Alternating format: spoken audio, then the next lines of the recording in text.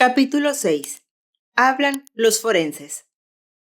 Las cifras de audiencia conseguidas por Antena 3 Televisión aquella tarde de domingo hablan por sí solas. Algo más de 3 millones de espectadores siguieron a través de la pequeña pantalla el reportaje titulado Los alienígenas de Roswell, que contenía las primeras imágenes liberadas por The Merlin Group del material rodado por Barnett. De hecho, pese a que no fueron más que 3 los minutos de la autopsia que se incluyeron en el documental originalmente escrito para el Canal 4 británico, quienes seguimos el reportaje tuvimos suficiente para saber que estábamos frente a un documento excepcional. Se trataba, a todas luces, de segmentos extraídos de la llamada primera autopsia, y en los que podía verse cómo un hombre y una mujer enfundados en sendos trajes aislantes procedían al vaciado de órganos de una criatura de aspecto bastante humano, mientras un tercer individuo controlaba toda la operación a través de una ventana abierta en la pared. Al principio me sorprendí por el poco material de Barnett incluido en el documental, aunque no tardé mucho en darme cuenta del porqué. De hecho, poco antes de mi marcha a Egipto, Renaud Margic me había advertido que ya la compañía TF1 Video planeaba lanzar al mercado el 26 de agosto una cinta con los 18 minutos íntegros de la primera autopsia y distribuirla simultáneamente en Francia, Suiza y Bélgica, como así fue. Nada menos que 12.000 cintas de video se distribuyeron apenas un día antes de la emisión por TF1 de un programa especial conducido por Jack Spradle sobre la grabación de la autopsia. 12.000 cintas que suponían solo la punta del iceberg del titánico negocio del video doméstico iniciado por Santilli, también en Gran Bretaña, donde bajo el título de Incident at Roswell se puso a la venta igualmente una copia del documental del Canal 4, más un extra con los mismos 18 minutos de autopsia comercializados en Francia. Algunas personas podrían encontrar los contenidos de esta filmación perturbadores, anunciaba morbosamente la portada del video inglés, del que se facturaron nada menos que 23.000 copias durante las primeras horas de venta pública. Lo que no supe calibrar hasta unos días después es que, en cierta manera, esta furiosa campaña de mercadotecnia iba a favorecer enormemente mis investigaciones. Y me explico. Disponer de las imágenes íntegras de al menos una de las autopsias, así como de varias secuencias que recogen los supuestos fragmentos de la nave, algunos aparentemente grabados con una serie de signos geométricos que recordaban vagamente una escritura, iba a posibilitar que varios expertos en medicina forense, en anatomía patológica y en genética, pudieran juzgar por ellos mismos los contenidos del filme. Deberías concertar una reunión inmediatamente con el doctor José Manuel Reverte Coma, le interrumpí. Eduardo Fernández abrió los ojos y luego se rió. ¿Cómo sabías que te iba yo a hablar de él? No lo sabía, pero si hay alguien en este país que debería ver la autopsia de Roswell, ese es el doctor Reverte. ¿No crees?, le contesté. Hacía varios días que Eduardo había embarcado a la redacción de Año Cero en una tarea prácticamente quimérica. El examen, fotograma a fotograma, de los 18 minutos de la primera autopsia en busca de anacronismos, incoherencias internas o errores que permitieran despejar su posible falsedad. Sin embargo, ante la falta de resultados concretos tras aquellas primeras jornadas de rastreo, pronto se hizo necesario pensar en poner ese material en manos de algún especialista. El doctor Reverte es la primera persona que debes visitar, me insiste Eduardo. Lleva practicando autopsias desde los 17 años, ahora tiene 73, y es un verdadero experto en histología y anatomía patológica. No lo pospuse ni un minuto. Tras una corta serie de rápidas llamadas telefónicas, localicé al doctor Reverte en su domicilio de Madrid, arreglando con él un encuentro para las 6 en un punto de aquella misma tarde. Por fortuna, el doctor había visto ya en televisión algunas de las secuencias de la autopsia y mostró desde el principio una gran curiosidad por todo este enmarañado asunto. Ten en cuenta que esta autopsia se practica en 1947, me explica el doctor Reverte nada más centellar las primeras imágenes del filme de Barnett en el enorme televisor de su salón, y desde entonces hasta ahora han cambiado muchísimo las técnicas médicas. Bien, vayamos paso a paso, le propongo, mientras avanza la película en el magnetoscopio. Podemos ir examinando cada una de las secuencias de la autopsia y después ver si podemos llegar a alguna conclusión. Adelante. En ese momento aparece en pantalla una de las imágenes más características de la primera autopsia. Uno de los presuntos médicos militares toma entre sus manos la pierna dañada de la criatura y la flexiona mínimamente, extremando todas las precauciones. Lo primero que veo es que ese movimiento de la pierna, esa elasticidad tan buena de un miembro quemado, no es propia de un cadáver, terrestre, por lo menos, matiza Reverte. Ya. ¿Y qué posibilidad hay de que el sujeto hubiera muerto poco antes de practicársele la autopsia y no sufriera aún rigor mortis? Eso no podemos saberlo, me contesta. Si es un ser de otro mundo y está hecho de otro material, no sabemos cómo es, porque estamos partiendo de la base, que puede ser errónea, de que sus tejidos son como los de la Tierra. Y añade, yo nunca he visto antes ningún extraterrestre, o sea, que lo que estoy viendo aquí puede ser lo mismo un alienígena que una estupenda falsificación de las que se preparan muy bien hoy con látex y otras sustancias análogas. Mientras el doctor Reverte me expone algunas de sus precauciones preliminares, la película de Barnett muestra las primeras secuencias en las que los cirujanos separan la piel de la caja torácica del cuerpo. Esto es una autopsia un poco rara, murmura mientras ajusta por enésima vez sus gafas. Al que está dirigiéndola, no se le ocurre abrirle la boca a la criatura, meterle los dedos para ver si tiene o no dientes. En fin, desde mi punto de vista, cuando uno hace una autopsia, y autopsia quiere decir observación, no solamente abre, sino que también mira fuera. Deberían haber estudiado minuciosamente bien la superficie del individuo, las posibles lesiones que pudiera haber, y en un sujeto que es de fuera de la Tierra, tendría que ver qué otras cosas se encuentra. ¿Y podría explicarse esa actitud porque ya hubieran llevado a cabo una autopsia a otro ser parecido con anterioridad? Le pregunto. ¿Qué va? No satisface la curiosidad de un científico el hacer una sola autopsia a un individuo, sino que cuantas más haces, más detalles quieres ver. Vamos, si yo me enfrentara a una necropsia así, examinaría a la criatura milímetro por milímetro, y el que está haciendo este examen no parece saber con qué está trabajando. A medida que discurre la película, el doctor Reverte aumenta su escepticismo inicial. La falta de orden en la autopsia y la existencia de una serie de incoherencias anatómicas en la estructura del sujeto le hacen recelar de la autenticidad del documento. Fíjate en el detalle de la posición de las manos, exclama. Las dos están abiertas hacia arriba y con la misma posición de los dedos encorvados. Eso es técnicamente imposible en un cadáver terrestre. Hasta da la impresión de que las manos son cada una la réplica especular de la otra. ¿Y se observan algunas inconsistencias más de ese tipo? Sí, responde de inmediato. No hay más que ver. La musculatura aparente de los brazos y las piernas para darse cuenta que ésta no es proporcional con el tamaño del cuerpo. Me da la impresión de que han tratado de imitar las extremidades humanas, colocando un muslo tremendo a un individuo que es prácticamente un enano, al que anatómicamente le corresponderán unas piernas preparadas para aguantar mucho menos peso. Luego, ¿es demasiada musculatura para ese cuerpo? Insisto, mucha. Para ese cuerpo esa musculatura es anómala y absurda. Y no te digo nada sobre la barriga, que pertenece a un individuo que come de manera abundante, y aparentemente no tiene ningún canal de evacuación. Se trata de otro absurdo, ¿no? Sigamos con la cinta, le interrumpo. Ahí tenemos un primer plano de la cabeza.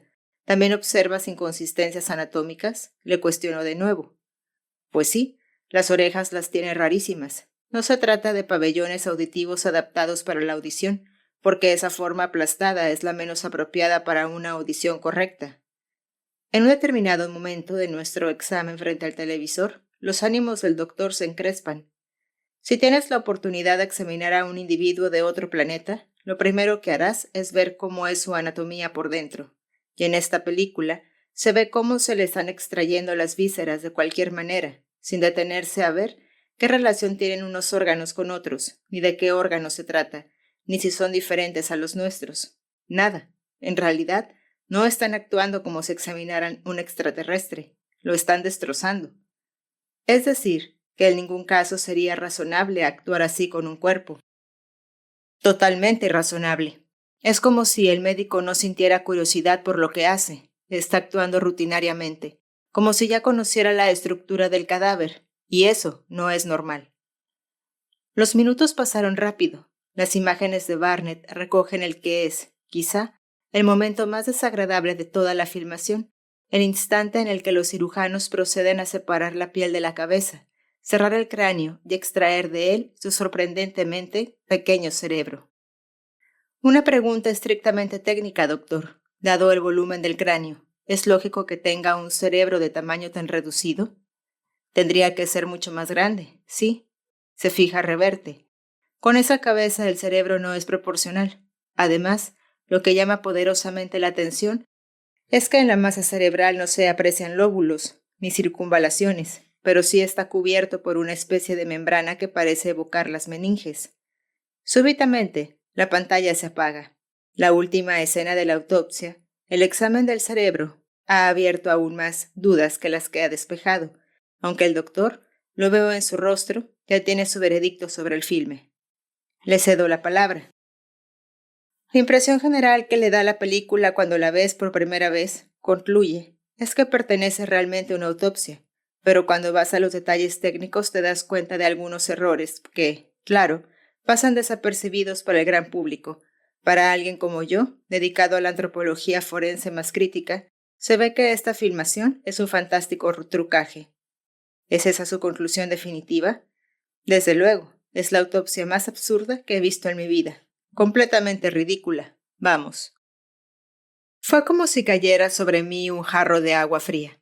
De hecho, salí del estudio del doctor Reverte con la amarga sensación de quien ha invertido tiempo, esfuerzo y dinero en algo que no merecía la pena en absoluto.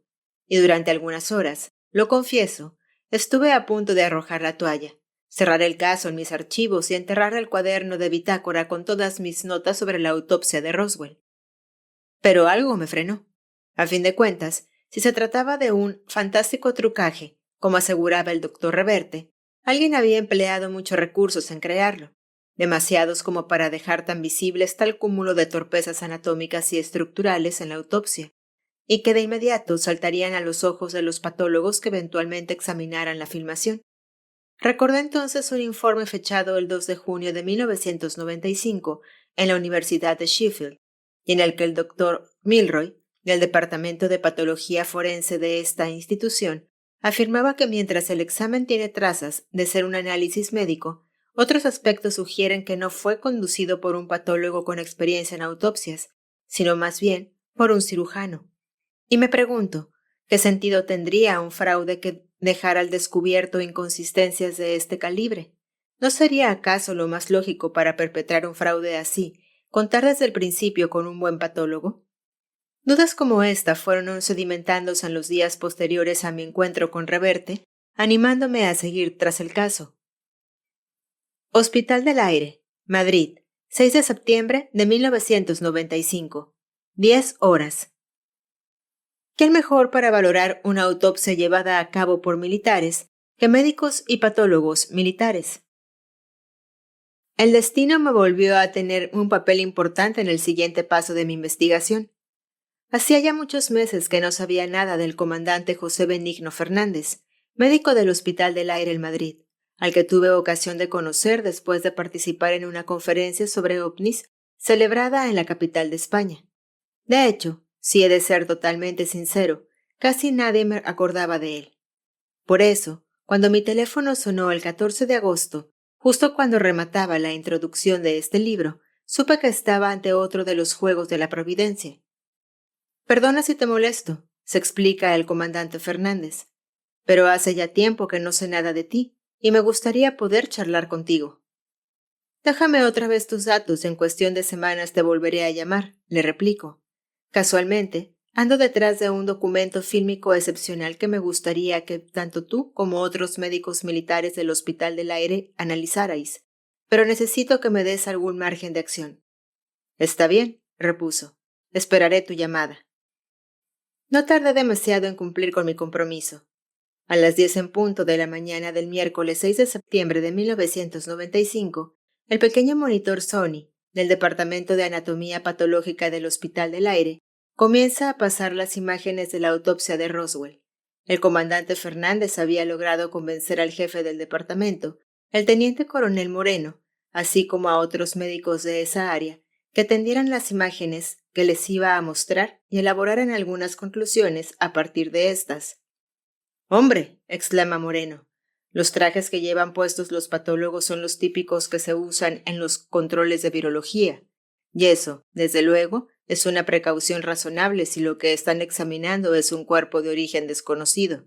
En cuanto al cuerpo en sí, añade, tiene más aspecto de ser un polín malformado que un extraterrestre.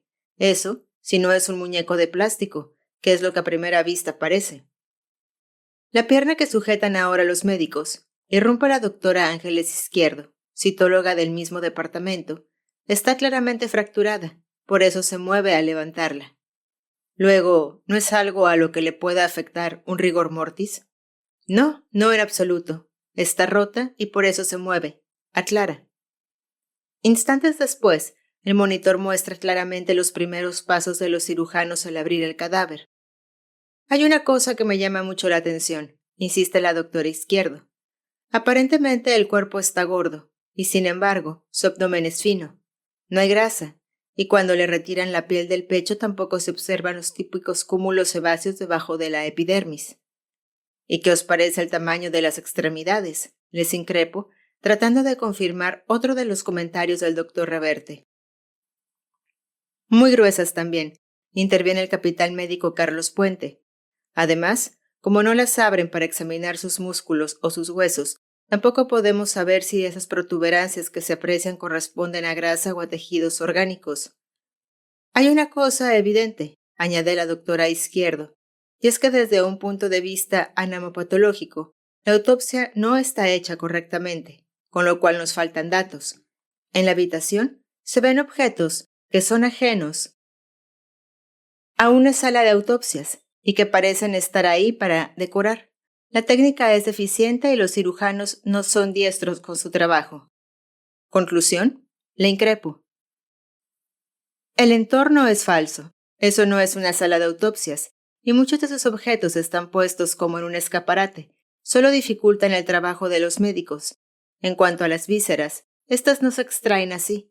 Se viscera de manera reglada y por orden, y en la imagen se da la sensación de que se sacan los órganos como de un cajón. ¿Y en 1947 ya estaban regladas las técnicas de visceración? Pregunto. La técnica autópsica está desarrollada desde hace mucho tiempo y se mantiene actualmente con los mismos procedimientos de disección, afirma el capitán Puente. Las únicas variaciones se han producido al parecer tecnologías más sofisticadas, como con el análisis microscópico, pero la técnica de visceración, el instrumental, el procedimiento y la sistemática a seguir es hoy la misma que hace 50 años. Incluso antes eran más cuidadosos, pues era la autopsia la que les daba toda la información de un cadáver, y no como ahora que los análisis posteriores arrojan muchos más datos que el examen del cuerpo en sí. Entonces, ¿su conclusión, capitán? Que la autopsia no está hecha por patólogos. La sensación de incredulidad se podía palpar en la mayoría de los médicos que vieron la filmación. Incluso el teniente coronel Moreno no pudo reprimir una opinión escéptica cuando, una vez sentados en su despacho, me confirmó que si se trabajas en un proyecto secreto de esa envergadura, no llamas tontos para que lleguen al trabajo, llamas a la gente más importante a tu alcance para que colabore contigo. Y lo lógico es que en 1947 los militares tomaran los mejores especialistas existentes tanto en medicina legal como en laboratorios o en anatomía patológica. Por no hablar, claro está, de expertos en métodos fotográficos y de filmación de imágenes, que no rodarían de forma tan desastrosa como la que se ve en la pantalla. ¿Y entonces? Le pregunto. Estoy convencido de que esta película es un fraude. Esta vez decidí no darle vueltas al segundo veredicto negativo que recibía en 2 días. Recogí las cintas de aquella conversación, cerré de un golpe mi cuaderno de bitácora y emprendí camino rápidamente hacia la redacción de Año Cero. Ya tendría tiempo, eso creía al menos, para analizar las razones del escepticismo de los forenses y decidir en las próximas horas si zanjaba o no mi investigación al hilo de sus contundentes conclusiones. Poco podía imaginar que el destino, aún, no había señalado todas sus cartas en esta mano. Empezaba a resultarme evidente, demasiados 2 días dándole vueltas al asunto Roswell, así que, como quien no quiere la cosa, cuando llegué por fin al edificio de año cero, traté de borrar de un plumazo mis preocupaciones, dibujé la mejor parte de mis sonrisas y atravesé con paso firme el umbral de la redacción. ¿Qué te parece si te digo que mañana te vas a Italia? Me espeta de golpe Jenny, nuestra secretaria de redacción. ¿Cómo? Le respondo aturdido, echando a perder definitivamente mi bien planeada sonrisa. Sí, que te vas a Italia. Acaba de llegarte un fax invitándote a una reunión internacional de expertos en el caso Roswell, en donde se van a proyectar las imágenes íntegras de la autopsia al extraterrestre. Me estremecí. Efectivamente, sobre mi mesa descansaba un fax emitido desde la República de San Marino, en el que Fabio de la Balda, un conocido periodista de la pequeña televisión de ese país, me invitaba a un acto de urgencia titulado Roswell, Nueva Perspectiva, que tendría lugar los próximos 7 y 8 de septiembre de 1995, al día siguiente. Serás huésped bien recibido si es posible, rezaba su comunicación. ¿Tenía alternativa? República de San Marino, 7 de septiembre de 1995, 15:15 horas. Casi 1900 kilómetros, un avión, 2 taxis y un tren fueron los obstáculos que tuve que salvar en 9 escasas horas para llegar a tiempo a la precipitada reunión de San Marino. Me costaba dar crédito a la situación. Menos de 5 meses antes se iniciaban en esta misma república el primer acto de una puesta en escena que se prolongaría hasta hoy y que mantendría en jaque a un buen número de ufólogos y periodistas especializados de los 5 continentes. Y ahora, en el mismo marco, con los mismos policías vestidos de cuero y tergal impidiendo el acceso a la platea del Teatro Titano a todo aquel que fuera con cámaras fotográficas o de video, y con la misma expectación, se iban a presentar los resultados de las primeras indagaciones sobre la película de Roswell. Dejé fuera de la sala las cámaras, tomé mi grabadora y mi fiel cuaderno y entré decidido a ver la filmación. ¿Quién más me sorprendió ver en el aforo del Titano fue al profesor Pierluigi Baima Bolón? Este prestigioso patólogo turinés es hoy el máximo responsable del Centro Internacional de Sindonología, con quien ya tuve la ocasión de conversar en el invierno de 1992, durante una prolongada investigación que realicé sobre la fascinante reliquia de la Sábana Santa. Al parecer, al profesor Baima Balón se le había encargado que realizara un peritaje de las imágenes del extraterrestre de la película para que ofreciera su opinión autorizada. Y con toda razón. No en vano, el doctor Baima Bolón ejercía la medicina legal desde hace 34 años y ha seguido de cerca, directa o indirectamente, alrededor de 28.000 autopsias. Según había podido averiguar antes de viajar a San Marino, este patólogo había ya esbozado públicamente 2 hipótesis que, a su juicio, podrían explicar el origen del cadáver filmado por Barnett. O se trataba de un malformado o de un ser humano retocado para la consecución de un fraude. Eran, por supuesto, sus primeras opiniones. El pasado 1 de julio pude ver parte de la película de Roswell, a la vez que me entregaban algunas fotografías para su examen, me comenta Baima Bolón. Debo decir que cuando vi el filme por primera vez me quedé muy perplejo, pues, desde mi punto de vista profesional, resultaba evidente que se trataba de una autopsia muy mal hecha, con muchísimas lagunas técnicas. ¿Y qué elementos le llamaron más la atención de esta autopsia? En primer lugar, la sanguinación del cadáver cuando se procede a abrirlo. Popularmente se dice que los vivos sangran y los muertos no, pero esto no es cierto. La sangre permanece fluida durante un periodo de tiempo relativamente breve tras la muerte, y así se abre en ese margen, entonces sí puede darse una fuerte salida de líquido sanguíneo. Ahora bien, existen una serie de casos dentro de los mamíferos y, por lo tanto, dentro de una variante biológica terrestre, que puede no tener que ver con el sujeto que estudiamos, que conservan fluidez en la sangre mucho tiempo después de la muerte. Me refiero a aquellos que han fallecido de forma imprevista, a ciertas formas de asfixia y anemia. En estos casos, añade Bolone, la pérdida de sangre de los cadáveres es una pérdida venosa, en los que la sangre fluye poco a poco. Quiere decir que una de esas causas, anemia, asfixia, podrían haber provocado la muerte a esta entidad. Es una posibilidad. A diferencia de los patólogos que consulté en España antes de mi viaje, el profesor Pierluigi Bolón llevaba más de 2 meses con las imágenes del extraterrestre de Roswell encima de su mesa, trabajando en una dirección, a mi juicio, insólita. Si se asumía que aquella entidad estuvo viva alguna vez, ¿cuál fue la causa precisa de su muerte? La clave a esto, me explica el profesor, puede estar en el cerebro. En la película me ha parecido haber visto que existe una fuerte hemorragia a su alrededor, que se aprecia muy bien cuando es extraído. He visto muchos cadáveres de accidentes aéreos y debo decir que cuando se experimentan deceleraciones bruscas, se crean efectos explosivos en el cuerpo que pueden provocar hemorragias como esas. ¿Esa hemorragia explicaría el por qué no se ven los hemisferios cerebrales y sus circunvalaciones?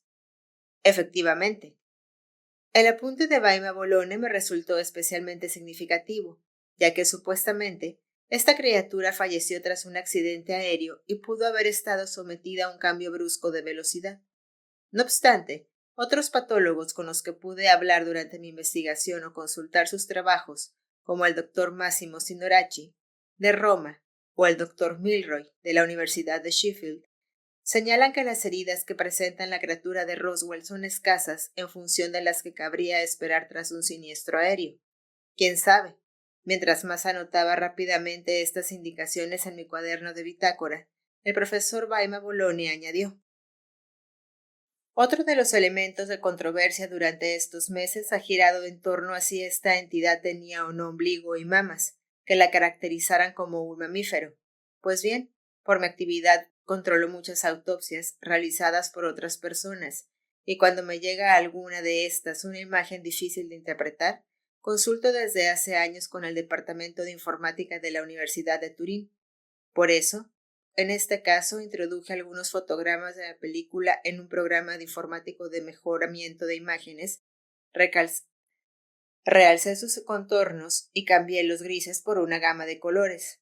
Tras ellos, quedaron claramente visibles unos pechos en la criatura y una depresión similar a un ombligo. Y a su juicio, ¿a qué corresponde la entidad que recoge esa filmación? No estoy aún cerca de una conclusión definitiva. Pero lo más verosímil es que se trate de alguien que padeció un síndrome de Turner con polidictalia. Se da un caso cada 10.000 personas en Italia, pero es lo menos ilógico de todo. El síndrome de Turner, tal y como tendría ocasión de confirmar días después en Barcelona al entrevistarme con la doctora Maite Solé, jefa de la unidad de genética del prestigioso Instituto de Seux de la ciudad de Condal, lo padecen aquellos individuos que en algún lugar de poseer 46 cromosomas tienen 45, y el que han perdido es el cromosoma sexual. El desarrollo de esos individuos siempre es femenino, aunque con infantilismo sexual, y suelen presentar un tórax en forma de escudo, los pezones separados, teletelia, una especie de cuello alargado, y los brazos abiertos por los codos. No obstante, en las imágenes no existen suficientes indicios para asegurar que la entidad padece un síndrome de Turner, asociado a una macrocefalia, aumento desproporcionado del volumen craneal, y a una polidictalia, mayor número de dedos que lo normal, me comenta la doctora Solé. Aunque la coincidencia de todos esos síndromes en un mismo individuo es teóricamente posible en patología humana. ¿Y qué puede decirme de la situación y forma de las orejas? Le pregunto. Me da la impresión de que los pabellones auditivos estaban displásticos, inmaduros.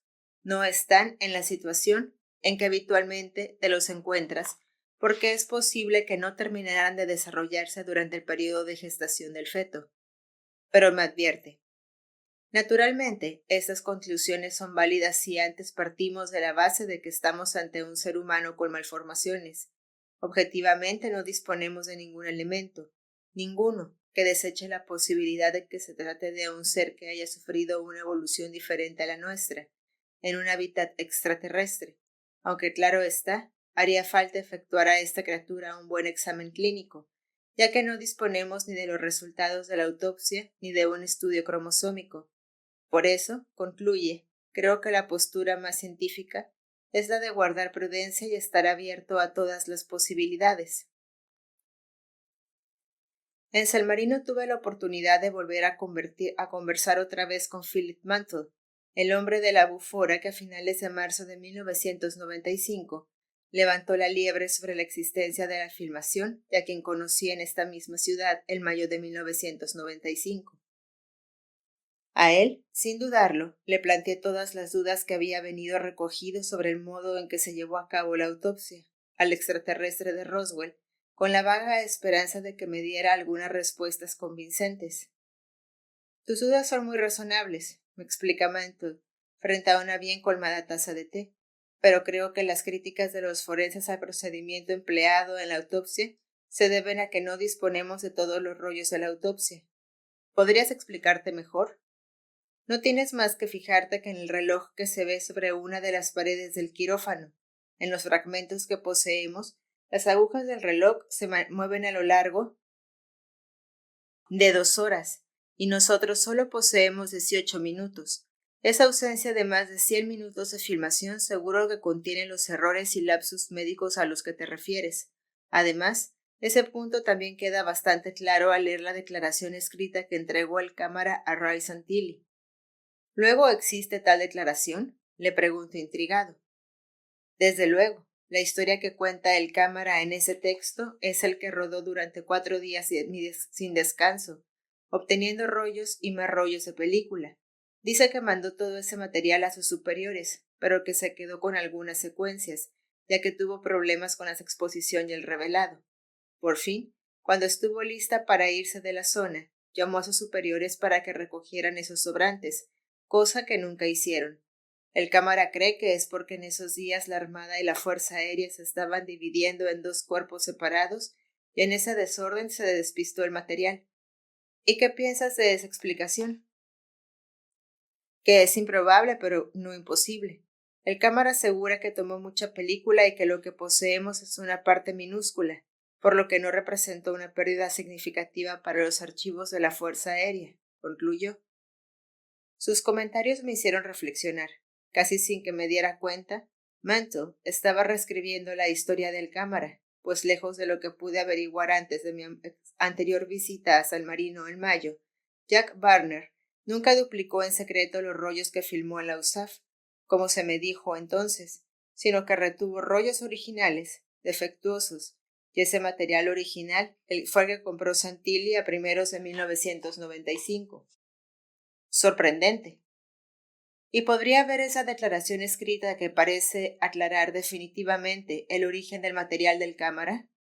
Mantle dudó un segundo, para inmediatamente comenzar a rebuscar entre los papeles de su maletín.